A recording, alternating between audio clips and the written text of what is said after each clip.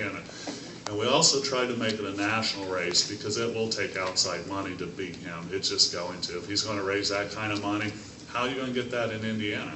So in some of my travels in the Tea Party over the last 2 years, as John said earlier, I've been fortunate enough to make contacts with some national organizations, and among them is FreedomWorks. And I had invited FreedomWorks to our January meeting. They came in as an observer. They're not influenced in the race. They're not going to tell us what to do. But the reason they have come is, and they didn't come last election, they said, you guys are starting to work together. We will come if you guys work together. We will bring our informational resources, we'll bring monetary resources if you guys work together. Now last time, all they did was bring campaign signs. In fact, and they asked me to distribute them. They gave me 5,000 for the 9th district, which I dropped off in Columbus, and those were distributed. They gave me 5,000 for the 2nd district that I asked a Tea Party up in Kokomo to take, and they didn't want it, period. And I have 10,000 Larry Bouchon signs in my barn right now because I couldn't get enough people to take them. Not to say anything about you guys. I didn't know you guys, but I knew a couple, and they didn't want them.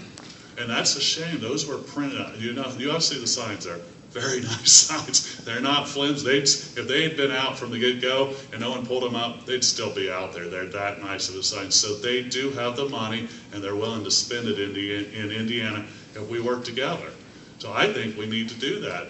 We're not going to raise enough money otherwise. And you know how it is in the Tea Party. We barely have any money to function in our own meetings, and you have to ask, which is fine, but to bring in several $1 million, it's not going to happen in Indiana. You're going to have to get outside help. And I did talk to Club for Growth out of Washington, and if you guys remember Chris Chicola from northern Indiana, he was 2nd District Congressman. Unfortunately, people in that district thought it was best to replace him.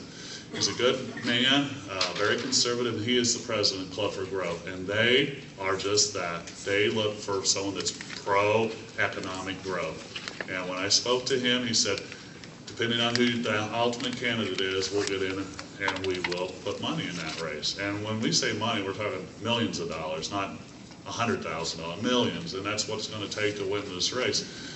So there's a lot at stake. Not only do we want to replace the senator, but we're going to have to help that candidate, whoever it is. It's not our job to go out and raise money, but the way I see it is we're plowing the road for them. We're making the road a little easier to travel than they would have otherwise.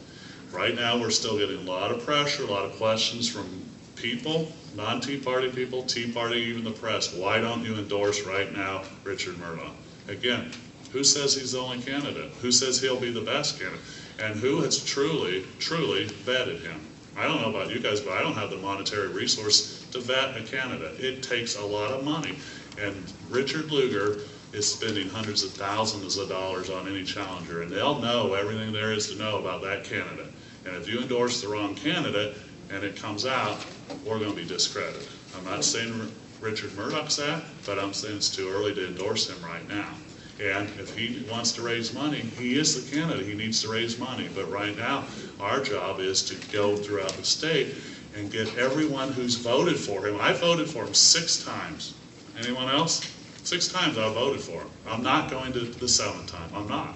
Yes, I'm a lifelong Republican, but we will go after the rhinos every bit as easy as we'll go after liberal Democrats, period. So this is an American thing. It's not Democrat, it's not Republican, as you guys know, but it's time to replace him, and it will take everything you guys have and more to beat him. When we win, though, can you imagine the impact nationally, what the Tea Party did? This will be the biggest trophy the Tea Party's ever bagged if we do this. And I am contending we are going to do it, but it's going to take a lot of work. And it will take everything contrary to what the Tea Party is, but we're going to have to work together to do it. And I know they don't. We're territorial, we're independent, and that's fine. But in this case, if we do that, he'll win. So on May 9th, if that's what happens, we won't have anyone to blame but ourselves. And you get up here and yeah, I get teary-eyed about our country too. But if we're teary-eyed on May 9th and we didn't work together, we have no one to blame but ourselves, period. So I would hope that all of you would talk to John, your district rep. If Owen County wants to get involved, we need you. We need every group And there's work for all of you. We have to get out there door to door. It's not fun. We got to place yard signs when the time comes.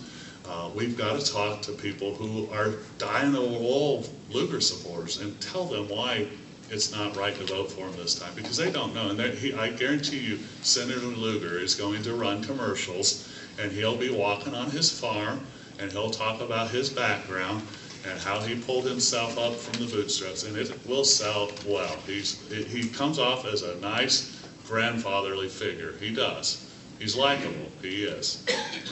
But he's liberal, as illiberal as anyone can get, and he is President Obama's favorite Republican. That is one title I would never want, period.